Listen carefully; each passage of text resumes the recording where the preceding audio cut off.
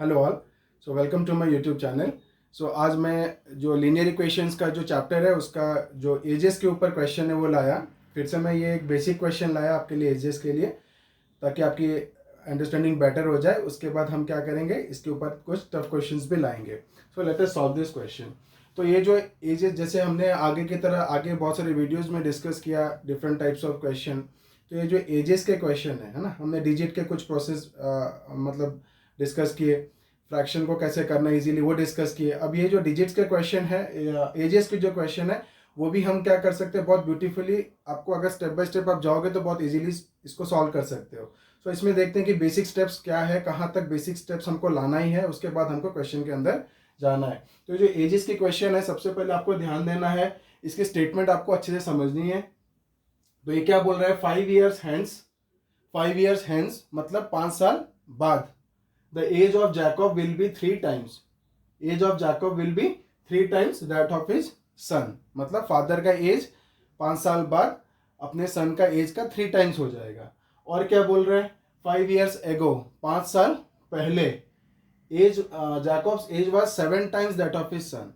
5 साल पहले क्या था, जो फादर्स का एज था जैकब का, वो 7 times था दैट ऑफ हिज सन। तो what are their present ages पूछा है, ठीक है।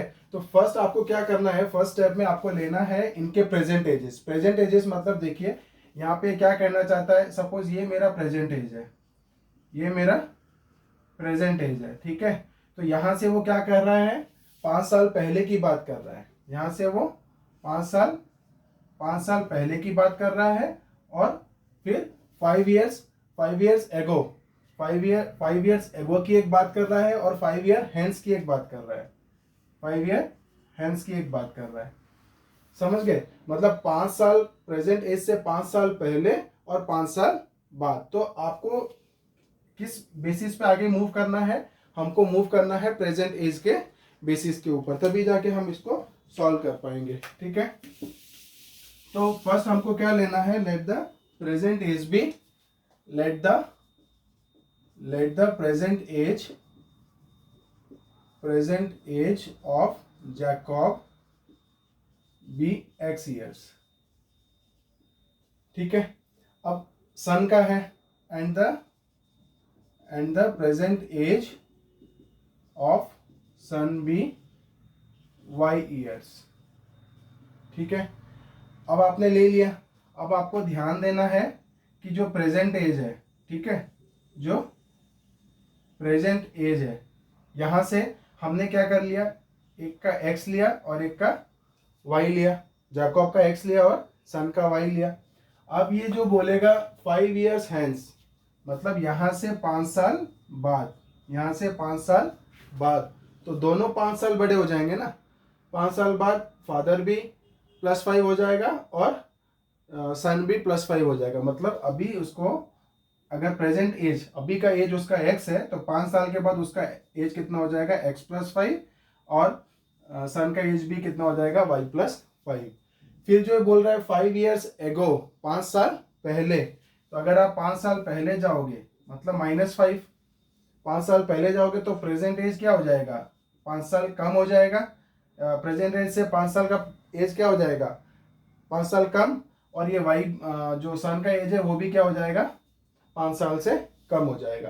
तो ये हमको याद रखना है, यहाँ से हमको क्या करना है, मूव करना है।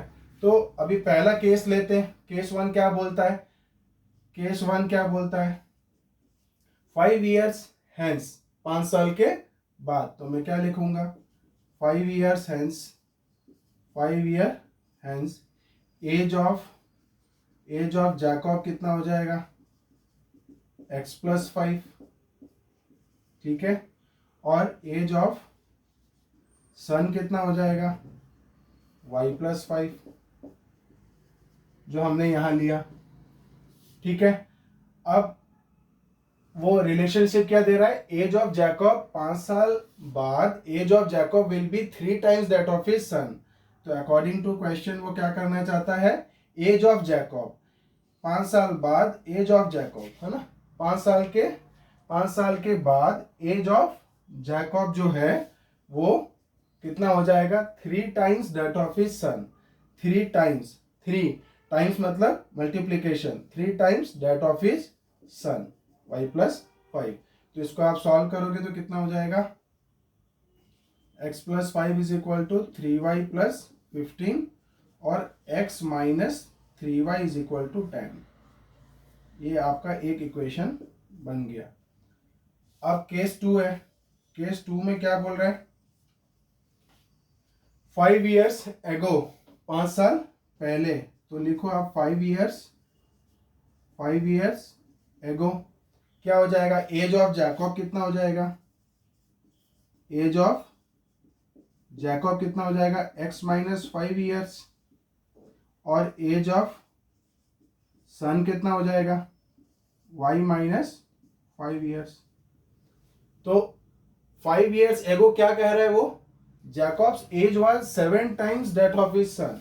तो जैकब एज कितना है, x माइनस 5। तो according to question Jacob age was 7 times मतलब 7 into y minus 5, 7 times that of his son. ठीक है, 7 टाइम्स मतलब मल्टीप्लीकेशन, टाइम्स मतलब आपका मल्टीप्लीकेशन आएगा। तो ये कितना हो जाएगा, x minus 5 is equal to 7y minus 35। तो आपका इक्वेशन क्या बनेगा, x माइनस 7y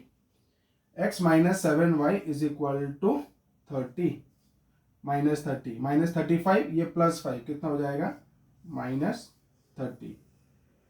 ठीक है, अब आपके पास दो इक्वेशन हो गए। अब हम क्या करेंगे, इसको सॉल्व करेंगे। तो ये हो जाएगा हमारा इक्वेशन नंबर 2। तो देखिए इधर भी x खाली है, इधर भी x है ना, तो सेम है, तो हम इसको सब्सट्रैक्ट करेंगे तो कट जाएगा। तो अभी हम क्या करेंगे, सॉल्विंग इक्वेशन 1 एंड 2। तो अगर हम लोग सॉल्व करते हैं तो सॉल्विंग इक्वेशन 1 एंड इक्वेशन 2। तो इक्वेशन 1 क्या है, x minus 3y is equal to 10, x minus 3y equal to 10। और इक्वेशन 2 क्या है, x minus 7y is equal to minus 30। अगर हम इसको सब्सट्रैक्ट करते हैं तो ये माइनस क्या हो जाएगा, प्लस, और ये माइनस क्या हो जाएगा, प्लस। तो ये x cancels out. Now plus 7y minus 3y कितना हो जाएगा, 4y, और प्लस 30 प्लस 10 कितना हो जाएगा, 40। तो y कितना हो गया हमारा, 40/4 कितना हो गया, 10। अब y की वैल्यू आप इधर डाल दो। तो put value of y in equation 1, put value of y in equation 1। अब आप इक्वेशन 1 में y की वैल्यू डालोगे तो कितना हो जाएगा, x माइनस 3y मतलब 3 into 10 is equal to 10, which implies x minus 30 is equal to 10, और which implies x equal to 40। तो hence the present age of Jacob हमारा निकल गया। Hence the present age of Jacob is 40 years and the present age of son is 10 years, and the present age of son is 10 years। तो हमने जैसे इस question में देखा, तो लीनियर इक्वेशन में हमने ये देखा कि मेनली हमको किस पे फोकस करना है। हमको बहुत सारे डिफरेंट टाइप्स ऑफ क्वेश्चन है, और सारे टाइप्स ऑफ क्वेश्चन के लिए क्या है, एक डेफिनेट पैटर्न है जो कि स्टेटमेंट के ऊपर बेस्ड है। मतलब आपके एजेस के क्वेश्चन है तो आपको प्रेजेंट एज लिखना ही है, और फिर 5 years hence 5 years ago में जाना है। तो उस हिसाब से अगर देखोगे तो सारे क्वेश्चन के थोड़ा अलग अलग प्रोसेसेस है। तो वो आपको क्या करना है, एक बार एक टाइप ऑफ क्वेश्चन को आपको समझना है, और ये जरूरी है कि आप सारे टाइप ऑफ क्वेश्चंस करो। क्योंकि क्या, जैसे डिजिट के क्वेश्चन है, फ्रैक्शंस के क्वेश्चन है, एजेस के क्वेश्चन है, तो जैसे वो कुछ लेंडिंग के क्वेश्चन है, लाइक लाइब्रेरी में बुक लिया, कितने दिन के लिए लिया। तो इस तरीके के जो क्वेश्चंस हैं, आपको डिफरेंट टाइप्स ऑफ क्वेश्चन थोड़े सॉल्व करने पड़ेंगे। और एक बार उस टाइप की क्वेश्चन को बेसिक कहाँ तक लाना है, मतलब क्वेश्चन के अंदर हमको इक्वेशन बनाने के लिए, उसमें घुसने के लिए बेसिक हमको कहाँ तक जाना है, वो आपको ध्यान में रखना है। तो ये सारे क्वेश्चन बहुत ईजी हो जाएंगे। तो अभी के लिए ही इतना ही मैं समझ पाया कि आप इसको बहुत अच्छे से समझ पा रहे हो। तो आगे मैं और भी वीडियोज़ लेके आता रहूँगा आपके लिए, और आपके कॉन्फिडेंस भी बढ़ाता रहूँगा। So if you like my videos kindly like and subscribe my channel. अभी के लिए इतना ही, थैंक यू।